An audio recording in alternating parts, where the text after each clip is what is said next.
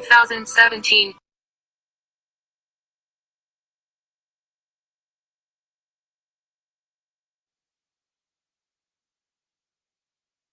So why this talk? I think writing shellcode is fun. I've been doing it for a number of years now. And I think it's time to update some of the publicly available shellcode ideas that we have out there. And so there's basically two parts to this talk. There's a background, and then we're going to go into some of the actual more fun topics. So today I'm going to be targeting Stephen Feuer's Hash API. It's either called the Hash API Metasploit payload hash. Does anybody, who knows what that is out there? Anybody? Hands? Couple hands. Okay, so it uses a 4-byte hash, basically a 13-bit ROR instruction or simply rotate. And it has roots that go back to 2003 from Scape's Understanding Windows Shellcode paper. And it's really compact, really efficient. It's actually really awesome because it parses the export table and it works like this. Let me just go ahead and explain it to you. So what it does is it does a call over the actual hash API. It goes into the actual payload logic, and then there's a very strict API how this works. It will pop the return address into EBP, and so it'll push everything for x86. It'll push everything onto the stack, and then it will make a call to EBP. So it goes into the hash API itself. Then it's going to parse the export address table and jump into the Windows API, and then it will return back to the payload logic, and it will continue until there's no more payload logic, and you have done whatever you wanted to do. So how do you? There have been some defeats. Now remember, I don't know if I mentioned it, but the hash API came out in August 2009. Okay. So just keep that in mind. You can defeat the hash API with emmet. I mean, there's many mitigations in emmet, right? And if you can get to the payload, you have to bypass a number of things. There's going to be a couple things to stop you, and we're going to go into that. There's also Piotr Banani. I butcher names. That's my job. But this FRAC article is great because it talks about hash collisions. And there was actually a tool that came out called Halting Attacks via Obstructing Configurations, and it was a DARPA fast track tool that was made by digital operatives. And what it does, it will inject a DLL in the first loaded modules list, and it will contain all pre-computed collisions, so that once you started walking the export table, you would crash instead of getting successful exploitation. And then there's control flow guard, return flow guard, and we're not really going to talk about that in this talk because it's a different beast. So specifically, I think EAF more than Caller were introduced to stop the hash API call.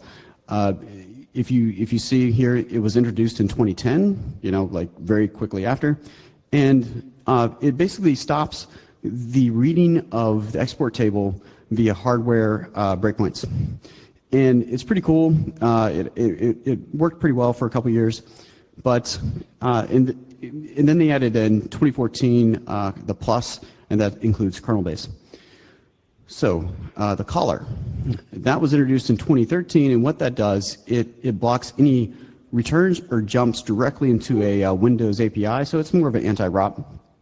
But if you remember when I quickly explained how the hash API works, it does a jump from the hash API into the payload. So these two protections actually mitigate against the hash API itself because of it does a jump into the Windows API.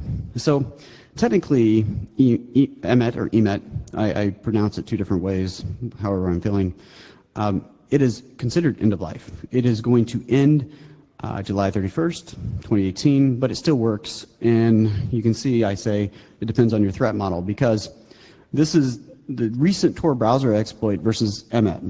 So if some of these people that were doing the things that they shouldn't have been doing had emmet, they wouldn't even gotten to the payload, because this is a stack pivot mitigation, right? So they were using stack pivot to get to the payload, and so if they had a better payload or paid more for the payload, they wouldn't have this issue, right? So emmet does still work, and it's kind of the case where it's like the the iPhone in your pocket because it's easy to implement versus Control Flow Guard where developers have to compile it in. I think Edge is the only browser that has it right now. So there's been several bypasses for Emmet EAF Plus. Skyline, on his Skyfer blog, I had to actually go to archive.org because the blog's no longer up and I'm sad. It was a great blog. And he described a ret to libc style bypass using NTDLL, and I believe it was hard-coded addresses. And my slides are going to be available, and the links are in there if you want to check it out. And then there's Peter. He also had a blog post on erasing the hardware breakpoints and using NT continue, and it would, no more hardware breakpoints, no more export address filtering. And then offensive security had a very similar bypass, and they would, there was an Emmet function that would call a ZW set context thread, which would also zero the hardware breakpoints. So, and the caller check is much easier. Jared DeMott in 2014, he just, all he had to do, if you get the address to load library A, you just move it into a register and then dereference it back into the register and you can call it directly. So pretty easy. Now, after reading Jared's paper, I decided to put this into BDF itself and Backdoor Factory. And so I made some import address table payloads that would use the actual funcs that were in the import table directly. And this bypassed Emmet and the EAF and caller checks. And later on, I actually added patching of the import address table so that I could add whatever APIs I wanted at any time. But this wasn't everything I wanted to do, because I wanted to actually do some position-independent import address table payloads to see what would happen. So this was, fast forward December 2014.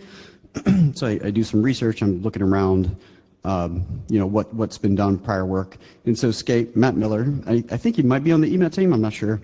I know he works at Microsoft on the mitigation work, but he had in his paper, he talked about parsing the import address table, export address table, and loading a DLL, getting load library, loading a DLL so that you had everything you needed in that one DLL, like WS232, and you could just call the APIs directly in that DLL. There were a couple issues with it if you look at it from a Emmet perspective, because you have to parse the export address table. So that was kind of not a non-starter. And then there was a PTR. I mean, this guy has done a lot of work. It's pretty amazing. Same FRAC article. He talks about import address table parser, and that was enough to get me started. And here's the actual code. And I don't know what operating system this is for. I think it might have been XP Service Pack 1 or 2. But it got my head going where I could understand what I wanted to do. So I wrote my own stub, and basically what it does, it finds PEB, P header, import table RVA, and then loops through and finds kernel 32, but it used ANSI string matching, right? And then you go on to the next slide. I add, next I'll go through and find load library and get process address. But what I added at the top is a set bounds check, because if you're looping through the import table, sometimes the memory address where you're going to read is out of bounds. And so I added a FF0000 check to make sure that I did not go out of bounds. So this actually worked pretty good. It was very stable. And so I bolted on a reverse TCP shell, and I bypassed caller EAF checks and the POCs that I was running. And so then I was like, oh, this is cool. I'll email the Emmet team. And this was their response, pretty much. So apparently they knew about import table parsers. I mean, they get millions of crash dumps a month, I'm sure. So they had to know, right? And so my POC was limited just to load library A and get process address in the import table of the main module.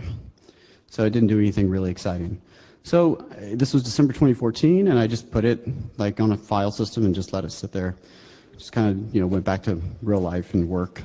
And I was just, looking at Twitter. And Casey Smith does a lot of, he executes code in places that you're not expecting it. They're like signed binaries, like MS Build. and stuff like that. So he bypasses whitelisting solutions. I see him talking about EAF mitigations getting flagged in Excel, and I knew exactly what his problem was. So I sent him my import address table stub, and we started to collaborate. And the slides are going to be out today, and there's a link there. You can go see when I released the code to him. And so he went crazy with this. He was using it everywhere, like everywhere. However, when he tried using it in PowerShell, which I thought personally was strange because if you're running PowerShell, you have full access to the Windows API anyway. But sometimes his POCs have small constraints. So it didn't have load library A in the import table.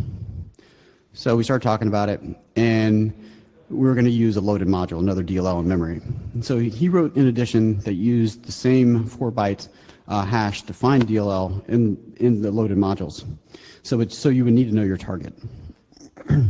He borrowed code from the Stephen Fuhr hash API stub, and so the havoc protection to defeat this, because we did DLL.name, that's what we were using, not just the short name, because that wouldn't work. You would actually have to throw up, or not throw up, but insert many DLLs to cause a collision. And what you're going to see is there are many DLLs at work. So we were both happy with this. So we had two stubs, and we started talking about it. We knew by this point that if you had get process address anywhere in your module space, any DLL, you could get load library A by getting the kernel 32 handle, and then calling get process address with a string load library A, and then you have full access to the Windows API. So, and then to bypass caller, what we did is load library A is in EAX, then we would move it, we'd push it on the stack, and then move the pointer TBX, and then we'd call it through an indirect pointer. So now we had 4 stubs that we could use. So that was pretty good. We were excited about that. But I wanted to know where I could use them. So I wrote some scripts that would go through and find anywhere load library A and get process address was on a Windows system. And these were clean systems, nothing really installed. There is going to be some overlap because you have syswhile, system 32, and but this is a lot. And you can see that Microsoft has made a concerned or somewhat of an effort to decrease load library A and get process address in the import table. Which is pretty cool. And so we had a lot of information. We thought this was cool. So we're going to submit to a conference. And this was about May. And we were like, all right, I think we're ready to submit. And then in June, my world fell apart. There was the Angular exploit kit that used get process address from user 32 import address table, and FireEye published it, and I almost retired. I was pretty depressed. But we decided to go ahead with a blog post because we wanted to release the POC. And one of the things that we had in the POC is we had a dependency walker style. What we would do as part of the script, you give it a binary that your target is, and it would use the output from my scans of load library across all these systems, and you give it an operating system, and it would go through and recursively look at what is loaded in every DLL. And it would give you an option of what, or not option, but it would tell you what DLLs to use. And so it did it statically, right? So that was actually kind of cool. But when we released it, we left kind of a bug. We didn't put an exit function. So it was a reverse TCP shell, no exit function, so it would crash right away. And that was definitely by design. And so we talked about it. We're like, we want more payloads. We want to be able to basically reuse what Metasploit has, but it's going to take a lot of work. And I said, what, I'm going to do this. I got some ideas, and that brings us to the fun part. I had 2 ideas. First, I was going to remove the Stephen Fuhr hash API stub and replace it with something that I didn't know what. Okay, or I could build something that would rewrite all the payloads for me. And unfortunately or fortunately, I decided to rewrite all the things with automation. And so Metasploit payloads follow a specific pattern. It basically works where you push everything onto the stack. This is for the x86 side. The x64 side is very similar, but just different calling, right? So the last thing you push is the actual hash, and then you call EBP. Pretty straightforward. And so I devised this workflow. My script would take input either via stand-in or from file. I would disassemble, and I use Capstone because I use Capstone at BDF, and it's really easy to use, right? And then I would capture the blocks of instructions. And so every instruction I would tag with a unique identifier saying, all right, so this is part of this block. So I had everything. I would capture the APIs. I would capture control flow. I would actually go through, and when I see a control flow statement, I would give it a unique identifier, and then I would go back through and find the location where that was, and I'd slap a unique identifier on there so I could kind of figure out what was going on without having to do emulation. And I had to protect load library A and get process address from being clobbered throughout the entire payload, and I had to figure out how to do that with automation. And I went at it for 5 days straight, 12 to 15-hour days. And when I solved the problem, more popped up because there were some payloads that had they weren't very straightforward. They had conditional statements. They would have conditional loops, and I was crossing the threshold where if I would have just sat down and wrote these payloads out, I probably, in that amount of time, I probably could have knocked out 15 to 20 at least, because I could have some efficiencies, gain understanding, repeat processes. So I decided just to burn it down. I'm like, I'm done. I'm going to go to the original idea that I had, the first idea, and that was to replace TeamViewer's hash API with something else. So what I came up with was, this is the original, right? We have the hash API plus actual payload logic, and I decided to use the import address table stub and then an offset table. And because you have to translate the 4-byte hash to something. If you're not using the export table, you have to figure out what it is. So what I did is I took all the APIs and then I uniqued them, put them in a string. So, but I had some requirements. I had to keep it, it had to be useful in read execute memory, not just read write execute, in case I put it into an executable where the section was only read execute, right? So no encoding within the payload itself without moving it to stack or some other location. And I try to keep it as small as possible. Now, import table parsing is much more expensive than export table parsing. And I had to support any Metasploit shellcode that used the former hash API. So the first 4 steps are the same, right? Take input, disassemble, capture blocks, capture APIs. So I reused some code, so that was good. But then I had to build a lookup table, and then I had to find the appropriate import address table for the executable, and then I have to have appropriate output for whatever you need it for. So the offset table approach works as follows. You can see here you have 4-byte sections followed by 1 byte, 2 blocks. And the first byte is the DLL, that's the location from that point to the ASCII or the ANSI representation of what should be called. And the API, same thing. So this is an example of a string. And so all these are null terminated. It makes it very easy once you push it onto the stack. And you can see you get some code reuse out of this because I unique the string, so there's no repeats, right? So you see here, this is calling kernel 32. Then the next API is winexec. Then I'm calling kernel 32 again, and the next API is exit thread, so on, so forth. So there is some reuse, and I thought that was going pretty well. So this is the code, pretty straightforward. I think everybody understands it by now. But so how it worked was you jump over the lookup table, I check the first hash in the lookup table, and then I continue until there's a match. And if found, I move the DLL offset to AL. I normalize and use load library A to get the actual, to load the DLL memory. And then I will save the DLL handle. I'll put the API offset in AL, I'll normalize, then use get process address to get the Windows API handle. and then I have to prepare to call the Windows API.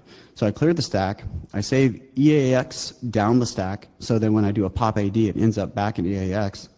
I save the return address to EBP because it's not clobbered, and then I call the Windows API by calling EAX. On the return, when I come back, I fix up the EBP to point back to the beginning of the import table stub, and then I return back to the payload logic. So if you're going to look at it from just an image, you can see here I'm going to do a call over, just like Stephen Feuer's hash API or the Metasploit payloads. I do a call over, and then I pop EBP. Well, at this point, it is the Metasploit actual logic running the show. So then I return back into the import address table stub, and I tried to not go back to the beginning of the stub every time. I tried to stay within, just go to the lookup table, and with all the different payloads, even I got it down to one register where I could push the two values, low library A and get process address onto the stack, and call from one value, just do an offset +1 or a +4. But the problem is that it would just get clobbered when I went to a more complicated payload. So I have to go back to the beginning of the import address table finding stub. So then you will call, I would actually do a call instead of a jump to the Windows API, return back into the lookup table, and then do a return to the payload logic, and then continue until there's no more payload logic. Right. So the initial POC only took 12 hours. To make the offset table, to design it, everything took about 12 hours. Adding the workflow, yeah, it took about another 12. Finalizing the tool, yeah, don't even talk to me about it.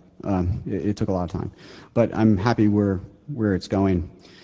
And what's really fun about this is now the API hashes are, besides getting them the first time, now the API hashes are completely meaningless. After I figure out what APIs there are, I can do whatever I want with them. And come to find out that antiviruses depend on them for signatures. Yeah. And, you know, think about it, what happens if we mangle them? So I added the ability to mangle the hashes. So let me show a demo of that.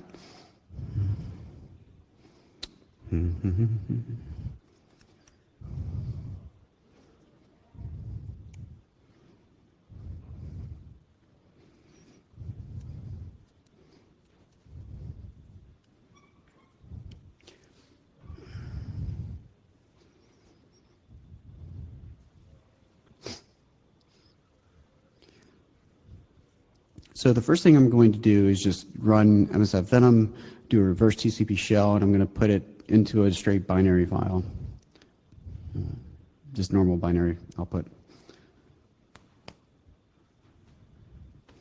All right, now I'm going to use Fido. I call the tool Fido. I'm going to cat the output the binary format into Fido. And I'm going to call load library A, get process address, and that's for the main module.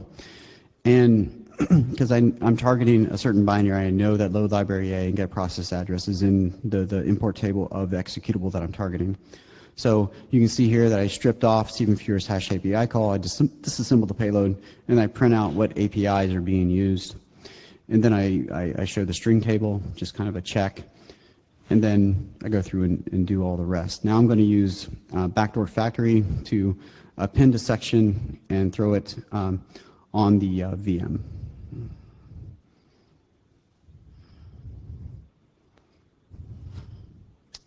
And of course, AV flags it right away. This is Windows Defender. I'm going to do the same thing, except I'm going to use -m for mangle.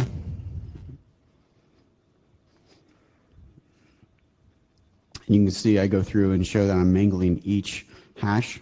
And then what I do is I go into the actual payload logic and I update the hashes to match.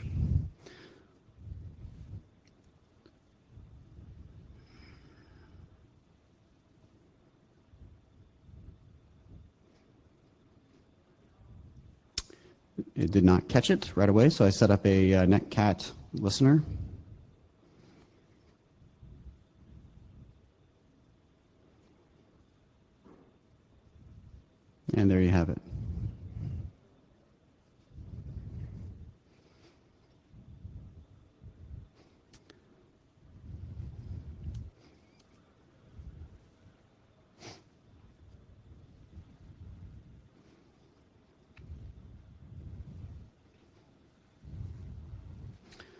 All right, so as you already know, this is called Fido, just because I couldn't think anything creative. So it accepts stand-in, and it will process the payload based on target executable, and that'll be in the next demo. Or you can provide, if you know about the target executable, you can provide what you want to use. So if you want to, it has get process address, you just say GPA. And then you can actually, with /B, you can provide the target binary. It'll go through and do a dependency walker style recursive look at all the DLLs. You can give it a target OS because it does matter. And I have XP, Vista 7, 8, and 10 with all those with all the load library A stuff. I do need to update it based on stuff I found within the last couple days, which is pretty exciting. And then you can either take stand-in or you can give it a code. And I'll show you what D and L stand for in a second, but yeah, we'll go over that. And then you have different, you can mangle, like I just showed. You can have different outputs such as C, Python, and C# output. And the normal output is standout binary format, raw binary format. And you can pick your parser stubs. And so you have GPA, LL, GPA, load library A, get process address, and you have extern. So if you're going to use an extern, you need to know what DLL you're targeting that's in memory, and what import table, or what part of the import table. And there's only two options. And so with testing, I had a lot of issues with some core DLLs, like on Windows 7. And I was building a blacklist just to avoid them, and it kept growing, and I was starting to worry of what was going on. And it was only, like I said, Windows 7 through 10. And if you look, you see kernel 32 there, and I thought it was weird that kernel 32 had get process address in its import table, so I just ignored it. I thought it was just a bug. Come to find out, it was the API MS WinCore DLLs. And these are the exposed implementation of the Windows API. And they've existed since Windows 7. And get process address is implemented as well as load library, and I'll go into that in a second. But get process address is implemented in the library loader. There's like some letters and some numbers behind it, a DLL. And they're normally used in system DLLs because it's for portability reasons, and it's in every process. Like, these are in every process, and it's predictable. They are, and you can use them if they're in the import table of a DLL. Yeah, I tested that, and it's actually pretty cool. And it's everywhere. It is, I don't know if I can state this enough, it's in every process because it's in kernel 32. So there's a view of kernel 32. You can see the API MS WinLoader, or WinCore library loader DLL, and you see get process, and it's in the import table. So let me just explain kind of what we're talking about here. All we need is get process address in any DLL import table to access the entire Windows API through import table parsing. Since Windows 7, there's been get process address in kernel 32 import table. So we've had a very stable EMET, EAF, and caller bypass opportunity since Windows 7. Which is, I haven't heard anyone using this, so I think this is pretty cool. And by the way, get process address is not the only one, because within the library loader DLL, there's also library or load library EX, or extended. I think that means extended EXA. And the difference, they're basically the same. Load library A is load library EXA with a 0 as a third flag. So that's what, when you call load library A, that's what's being handled. And this is completely reliable on Windows 7. I found, I don't have a Windows 8 VM on me right now. I can't test it, but it's not reliable on Windows 10, not yet. And yeah, but you can actually use this. It's pretty great. So I have a demo with the Tor browser, the recent one. Let's see.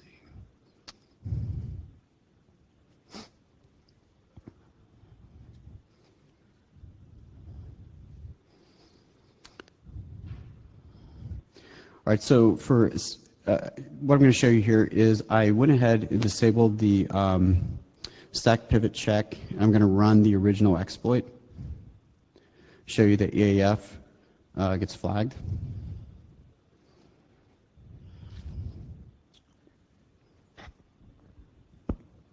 Okay, you can see at the bottom there. Now, if you were to bypass EAF, then caller would get flagged, unless you were to completely bypass or change it. So let me just point this out real quick. So what I did is I took the Firefox executable, that's what Tor browser is using. I did a /b, and what my script is doing right now is checking for Windows 7 compatibility. And I'm going through and actually doing the recursive parsing to figure out what would be loaded in memory. Now, it's not going to look at the custom DLLs that come with Firefox. It's just looking at what is in the system, right? So the output, as you can see, it'll show the what load library and get process binaries are available. So these DLLs have these two APIs in their import table, and then you'll see GPA binaries available, and you can see that I've outlined the API MS-Win core DLLs, and so you can use these, and I think that's what I'm going to do next in the video. So I'm going to use kernel 32, and I'm using kernel 32, and it's using extern GPA, so I'm using the get process address in kernel 32 in the API MS-Win loader DLL that's in the import table. And what I'm pushing that through, I call it the Tor browser encoder. It's because it needs to be a JavaScript object, and so it happens to be a Python list, and so I just print the Python list, and what I did here next is I just put the list there in a JavaScript script, and then I've already copied it over, so I'm going to uncomment it and then execute the payload to demonstrate that EAF was bypassed. EAF and caller.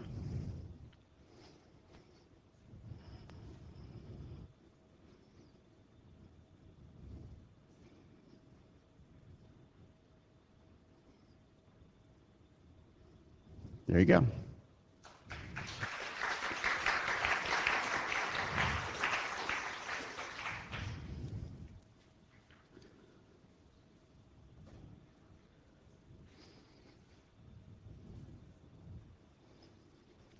All right, so there are some issues, not necessarily with my script.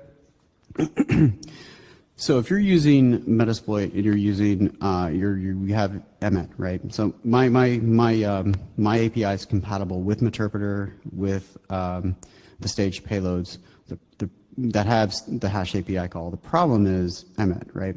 So whenever you get a staged payload coming back over the second stage, if you're doing multi-stage, it's going to have Stephen Feuer's hash API call, so it will fail. So Metasploit needs to be to make this fully compatible. You can either run your own version of Metasploit or we update Metasploit, and it will take a lot of work. I also have to do, for parity, I have to do Windows x64 side of the house.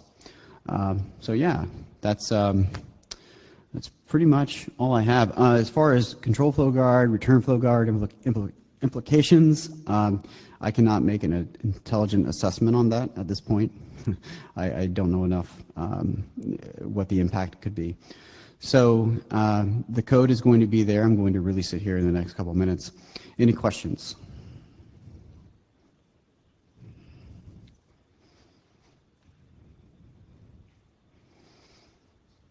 All right. Well, thanks.